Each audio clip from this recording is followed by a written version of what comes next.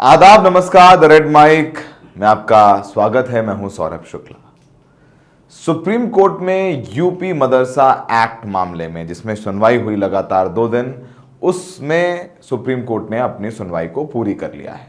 अब इस मामले में सुप्रीम कोर्ट ने सभी पक्षों की दलीलें सुनने के बाद अपना फैसला सुरक्षित रख लिया है।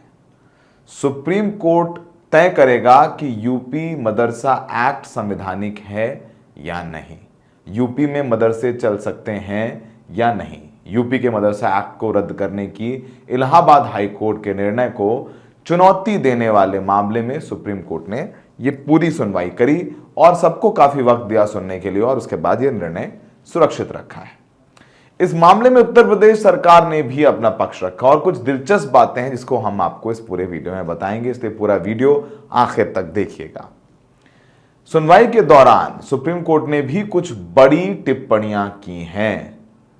Chief justice of India DY Chandrachud ने यूपी सरकार से कुछ बड़े सवाल पूछे। उन्होंने पूछा यूपी सरकार से कि क्या मदरसा से पढ़ा हुआ छात्र नीट की परीक्षा में शामिल हो सकता है। यह सवाल सीजीआई ने पूछा। तो इस मामले पर सीजीआई ने यह भी कहा कि बौद्ध भिक्षुओं को कैसे शिक्षित किया जाता है। यदि सरकार कहती है कि उन्हें कुछ धर्म निरपेक्ष शिक्षा प्रदान की जाए तो इस मामले को भी संज्ञान में लें।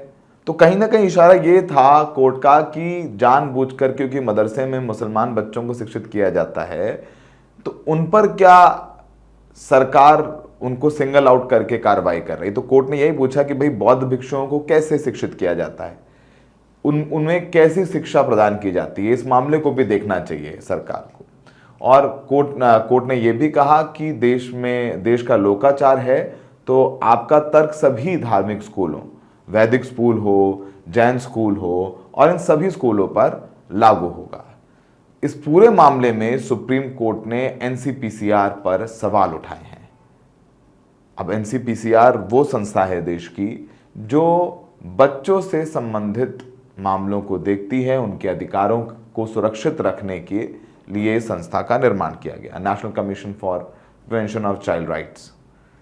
अब उनसे कुछ सवाल, यानी कहा जाए एक तरीके सरकार से कुछ सवाल सीजीआई चंद्रचूड़ साहब ने पूछे।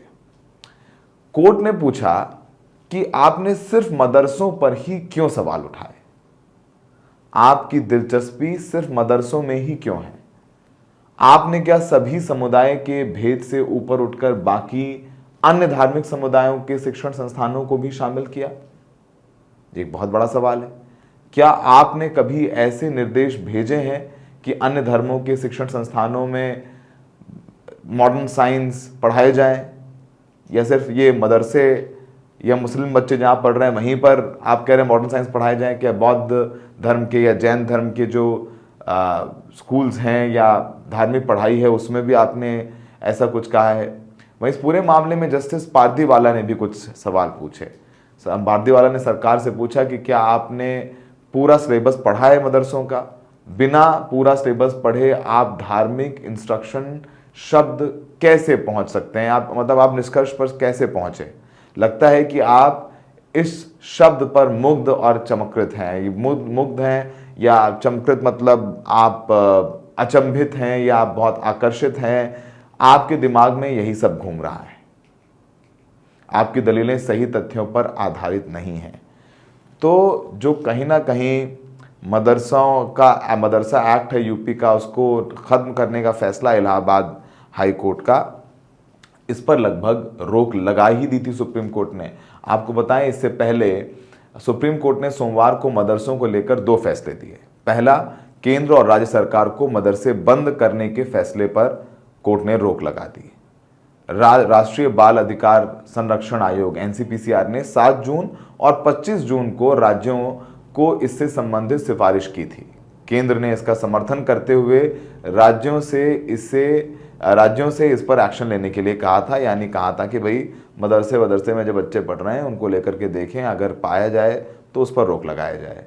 दूसरा, कोर्ट ने उत्तर प्रदेश और त्रिपुरा सरकार के उस आदेश पर भी रोक लगाई जिसमें मदरसों में पढ़ने वाले स्टूडेंट्स को सरकारी स्कूल में ट्रांसफर करना था।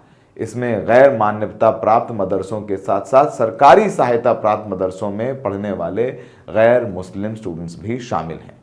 Chief justice DY Chandrachud, justice JB Pardiwala और जस्टिस मनोज मिश्रा की बेंच ने जमीयत उलेमा हिंद की याचिका पर सुनवाई इस पूरे मामले में की। बेंच ने केंद्र सरकार और एनसीपीसीआर और सभी राज्यों को नोटिस जारी कर 4 हफ्ते के भीतर जवाब भी मांगा है। बेंच ने कहा कि ये रोक अंतरिम है, जब तक मामले में फैसला नहीं आ जाता तब तक राज्य मदरसों पर कोई कार्रवाई नहीं कर सकेंगे।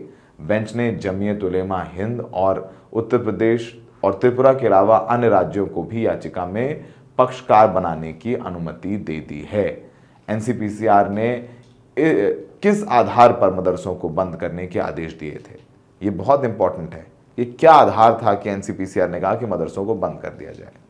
एनसीपीसीआर का कहना था कि मदरसों में शिक्षा के अधिकार कानून का पालन नहीं हो रहा है। राष्ट्रीय बाल अधिकार संरक्षण आयोग ने 12 अक्टूबर को कहा था कि राइट टू एजुकेशन एक्ट 2009 का पालन नहीं करने वाले मदरसों की मान्यता रद्द हो और इनकी जांच की जाए। एनसीपीसीआर ने सभी राज्यों को लेटर लिखकर कहा था कि मदरसों को दिया जाने वाला फंड बंद कर देना चाहिए।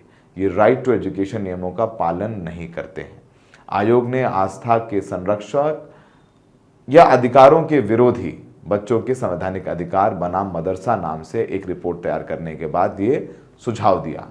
आयोग ने कहा था कि मदरसों में पूरा फोकस धार्मिक शिक्षा पर रहता है, जिससे बच्चों को जरूरी शिक्षा नहीं मिल पाती और वो बच्चे पिछड़ जाते हैं। एनसीपीसीआर ने कुछ बड़े आरोप लगाए थे।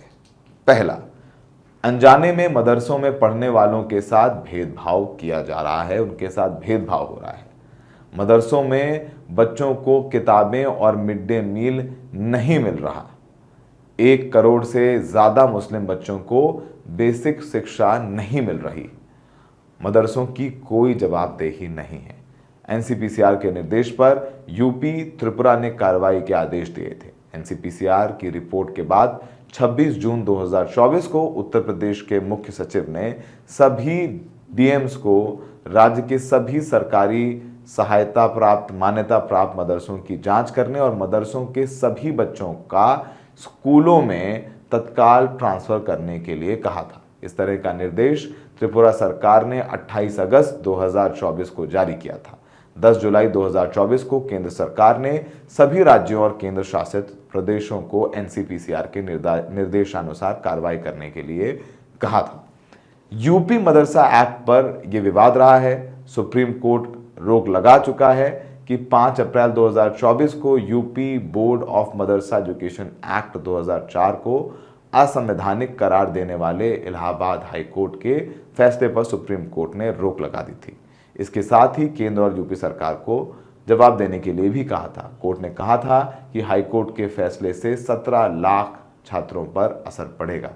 छात्रों को दूसरे स्कूल में ट्रांसफर करने का निर्देश देना ठीक नहीं है।